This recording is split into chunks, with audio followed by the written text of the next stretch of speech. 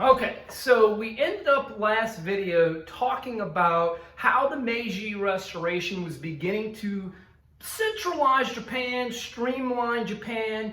They are definitely adopting more Western ideas, Western methods, and really it's going to be at the expense of other groups. It's going to be at the expense of the daimyos, it's going to be at the expense of the samurai.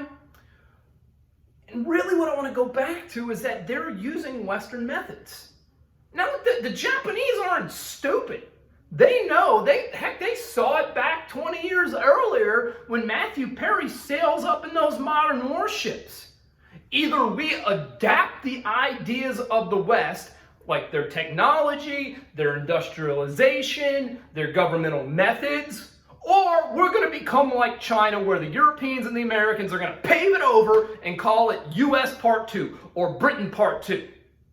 Now, FYI, the Europeans and the Americans did not formally colonize China, but boy, did they tell the Chinese what to do for quite a few decades. The Japanese want to avoid that, and they know the only way they can avoid it is learn the secrets, you use it against them. And look, that's exactly what they're going to do, okay? Also, keep in mind that not everybody is down with this. Not everybody is down with opening the doors up to the West. They don't want some random European dude or some random American coming in and saying, this is the way it's going to be. No. But most of the Japanese understand it needs to be done at least temporarily. Now, look, like I said, there are people that are going against these ideas. In 1877, there will be a revolt to the Meiji reforms.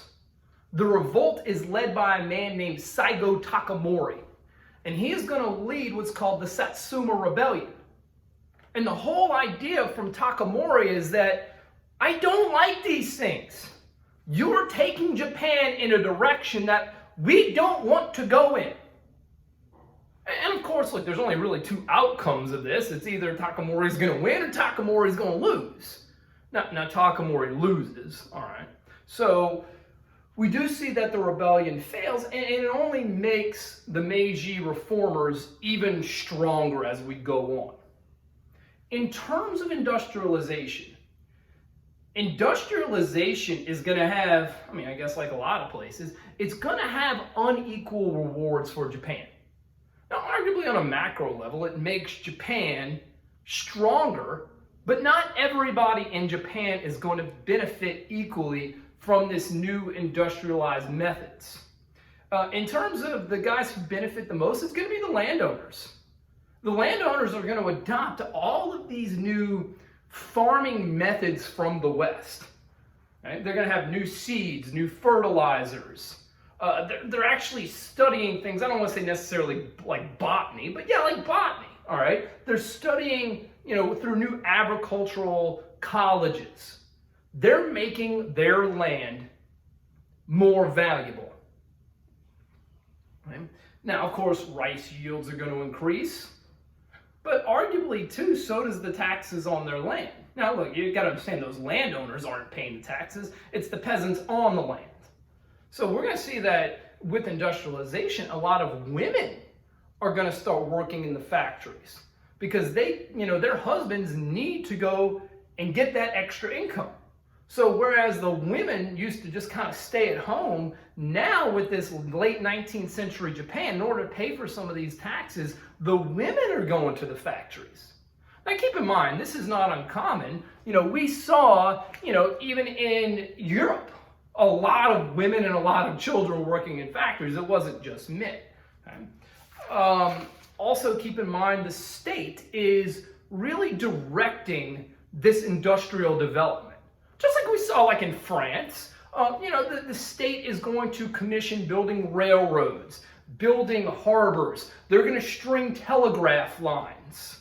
They're investing money in new technologies, new industries. So the government is not just sitting back. The government is doing everything they can to push industrialization.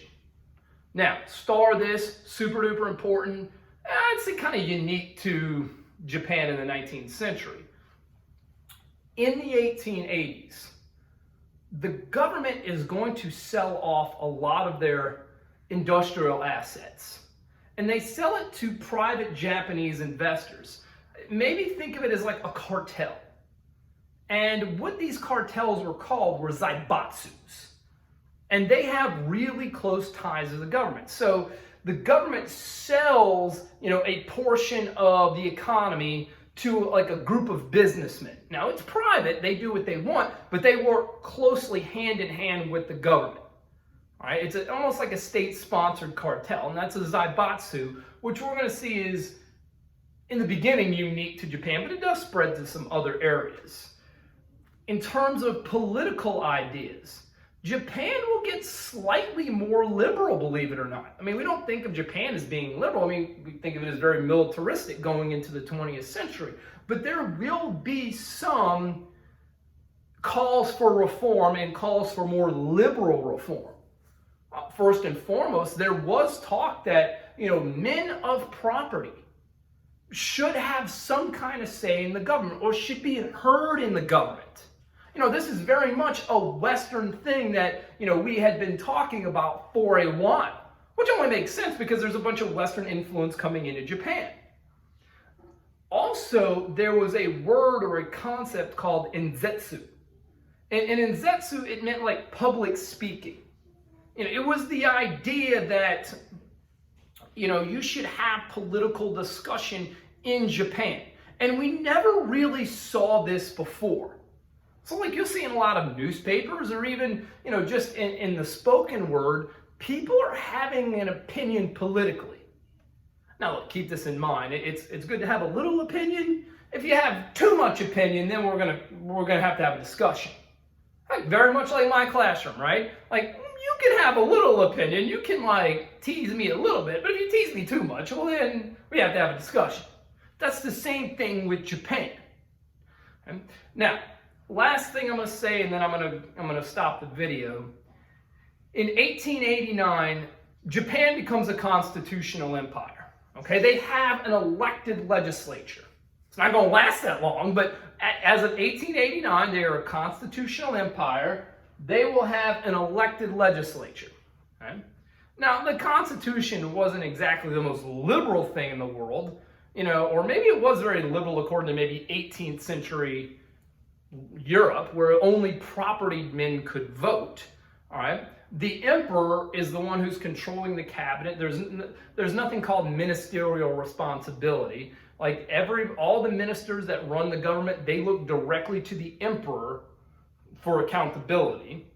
Also, we're going to see that Japan starts to become very, very militaristic. And I'd hope that you would know what militarism is. But militarism is a glorification of the military, using war to advance your political goals. Basically everything that was going on in Europe in the 19th century, Japan is adopting. Now, we're going to start the next video talking about Japanese foreign policy. See you there.